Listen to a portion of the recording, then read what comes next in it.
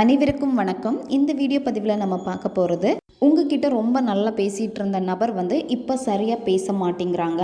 அதாவது உங்களுக்கு இம்பார்ட்டன்ட் கொடுக்க மாட்டேங்கிறாங்க. உங்களுடைய ஞாபகமே இல்லாமல் இருக்காங்க. நீங்கள் கால் பண்ணாலும் சரி, மெசேஜ் பண்ணாலும் சரி, ரெஸ்பான்ஸ் பண்ண மாட்டேங்கிறாங்க. எப்போவுமே உங்களுடைய ஞாபகத்தில் இருந்த ஒரு நபர் இப்போ அவங்களுடைய ஞாபகத்தில் சுத்தமாக நீங்கள் இல்லாமல் இருக்கீங்க. உங்களுக்கே அந்த உணர்வு தோணுது, அவங்களுடைய சிந்தனையில் நான் இப்போ இல்லாமல் போயிட்டேனே அப்படின்னு. அவங்களுக்கு திரும்ப உங்களுடைய நினைவை அதிகப்படுத்தி, அதாவது எப்படி உங்ககிட்ட ரொம்ப நல்லா பேசினாங்களோ அதே மாதிரி திரும்பவும் உங்ககிட்ட அடிக்ட் ஆக வைக்கக்கூடிய ஒரு எளிமையான முறையை தான் இந்த வீடியோ பதிவில் நம்ம பார்க்க போகிறோம். நம்ம சேனலை நீங்கள் இதான் ஃபஸ்ட் டைம் பார்க்குறீங்கன்னா மறக்காமல் சப்ஸ்கிரைப் பண்ணிக்கோங்க. பக்கத்தில் இருக்கக்கூடிய பெல் பட்டனையும் கிளிக் பண்ணிக்கோங்க. அப்போ தான் நான் போடக்கூடிய வீடியோஸ் எல்லாமே உடனுக்குடன் உங்களுக்கு நோட்டிஃபிகேஷனில் வந்துக்கிட்டே இருக்கும். வாங்க வீடியோக்குள்ளாடி போகலாம்.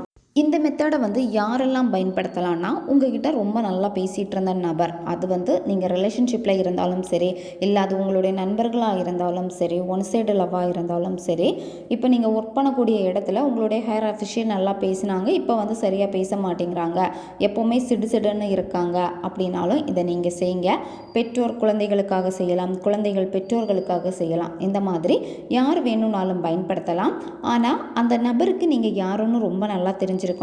நீங்கள் 2 பேரும் பேசியிருக்கணும். அப்படி இருந்தால் மட்டும்தான் வேலை செய்யும்.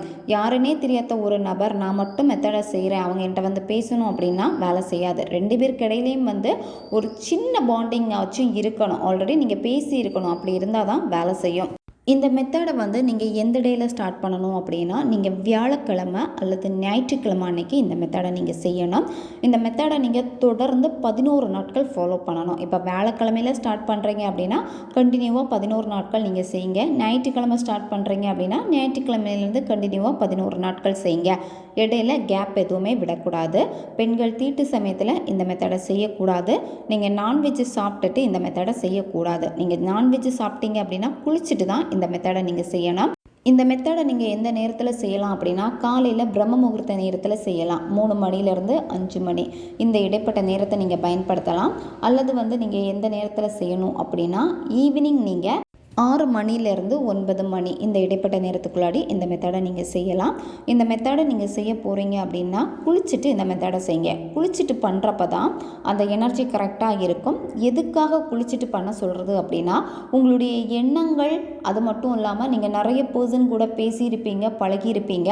அவங்களுடைய நெகட்டிவிட்டி எல்லாமே உங்கள் ஆறாலாக இருக்கும். அப்போது நீங்கள் அதே மைண்ட் செட்டோட உட்காந்து மெத்தடு செஞ்சீங்க அப்படின்னா வேலை செய்யாது. நீங்கள் உங்களை ஃப்ரெஷ் ஆக்கிக்கணும். உங்களுடைய ஆறா சுத்தமாக இருக்கணும். அப்படி இருந்து நீங்கள் ஒரு மேனிஃபெஸ்டேஷன் டெக்னிக் செய்கிறீங்க அப்படின்னா இது உங்களுக்கு சீக்கிரமாக வேலை செய்யும். இந்த மெத்தடில் உங்களுக்கு தேவைப்படுறது ஒரு கிராம்பு தேவைப்படும். கிராம்பு மொன உடையத்த முழு கிராம்பாக எடுத்துக்கோங்க. இந்த மெத்தடை நீங்கள் எந்த இடத்துல வேணும்னாலும் அமர்ந்து செய்யலாம். ஏன்னா யாரும் உங்களை டிஸ்டர்ப் பண்ணாத மாதிரி பார்த்துக்கோங்க. உங்களுடைய பூஜ் ரூமில் உட்காந்துட்டு செய்யலாம், தனி ரூமில் உட்காந்துட்டு செய்யலாம், மொட்டை மாடியில் உட்காந்துட்டு செய்யலாம். ஆனால் வெறும் தரையில் உட்காரக்கூடாது. ஏதாச்சும் விரிப்பு போட்டுட்டு அதுக்கு மேலே உட்காந்துட்டு இந்த மெத்தடை செய்யுங்க. ஃபஸ்ட்டு இந்த மெத்தடை நீங்கள் செய்ய போகிறீங்க அப்படின்னா உங்களுடைய மூச்சை கவனிங்க. மெதுவாக மூச்சை ஆழமாக உள்ளே இழுத்துட்டு 1 செகண்ட் ஹோல்டு பண்ணிவிட்டு வாய் வழியாக மூச்சை வெளியே விடுங்க.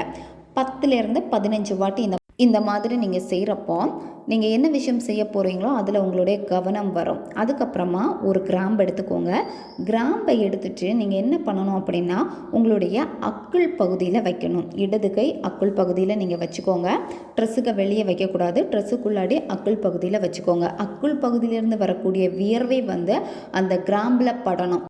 இதுக்காக தான் குளிச்சுட்டு இந்த மெத்தடை செய்ய சொன்னது. ஏன்னா எண்ணங்கள் சார்ந்து நீங்கள் என்ன நினைக்கிறீங்களோ அது எல்லாமே மிக்ஸ் ஆகிறப்ப பார்த்திங்கன்னா உங்களுடைய எனர்ஜி எல்லாமே அந்த கிராம்பில் எடுத்துக்கும். அதனால தான் நீங்கள் ஃபஸ்ட்டு குளிச்சுட்டு பண்ண சொல்கிறது. தலைக்கு குளிக்க முடியல அப்படின்னா உடம்புக்கு குளிச்சுட்டு இந்த மெத்தடை நீங்கள் செய்யுங்க.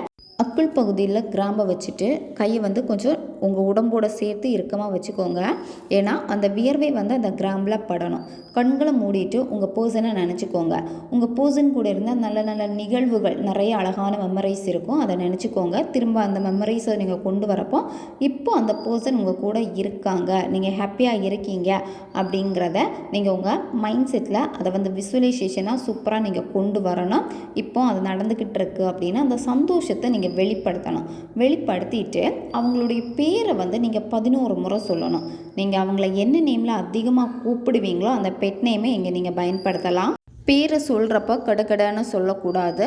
மென்மையாக பொறுமையாக அழகாக நீங்கள் அவங்களுடைய பேரை வந்து நீங்கள் சொல்லணும். சொல்லி முடிச்சதுக்கப்புறமா உங்கள் அக்குள் பகுதியில் இருக்க கிராம்பை வந்து நீங்கள் எரிச்சிருங்க. இந்த மெத்தடை செய்கிறப்போ ஒரு கேண்டில் ஏற்றி வச்சுக்கோங்க. அந்த கேண்டில் நெருப்பில் காமிச்சிட்டு இந்த கிராம்பை வந்து எரிச்சிருங்க. கையில் வந்து நெருப்பு படும், அதனால் வந்து ஹேர் பின் யூஸ் பண்ணிக்கோங்க. அல்ல வேறு ஏதாச்சும் இடுக்கி அந்த மாதிரி வச்சு நீங்கள் எரிச்சிருங்க. சாம்பல் ஆகணும் அந்த கிராம்பு.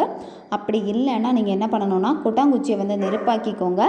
நெருப்பாக்கிட்டு அந்த நெருப்பு தணலில் வந்து நீங்கள் போடணும். பேப்பரை வந்து நெருப்பாக்கிட்டு அதிலே வச்சு எரிக்கக்கூடாது, இந்த மாதிரி பண்ணக்கூடாது. நெருப்பு தணலில் போடணும். அப்படி இல்லைன்னா கேண்டிலில் அந்த கிராம்பை வச்சு எரிச்சிருங்க. இந்த மாதிரி தான் நீங்கள் செய்யணும். அந்த சாம்பலை வந்து தண்ணியில் மிக்ஸ் பண்ணிவிட்டு அந்த தண்ணியை செடிக்கு ஊற்றிடுங்க. இந்த மாதிரி தொடர்ந்து 11 நாட்கள் நீங்கள் இதை ஃபாலோ பண்ணணும். இதை நீங்கள் கண்டினியூவாக செய்ய அந்த பூசனுக்கு உங்களுடைய எண்ணங்கள் அதிகமாக ஆரம்பிக்கும். அவங்களுடைய நினைவை தூண்டும். அந்த நபரே ஆட்டோமேட்டிக்காக உங்ககிட்ட வந்து பேசிடுவாங்க. நன்மைக்காக மட்டுமே பயன்படுத்துங்க. அடுத்த ஒரு வீடியோ பதிவில் சந்திக்கலாம். நன்றி.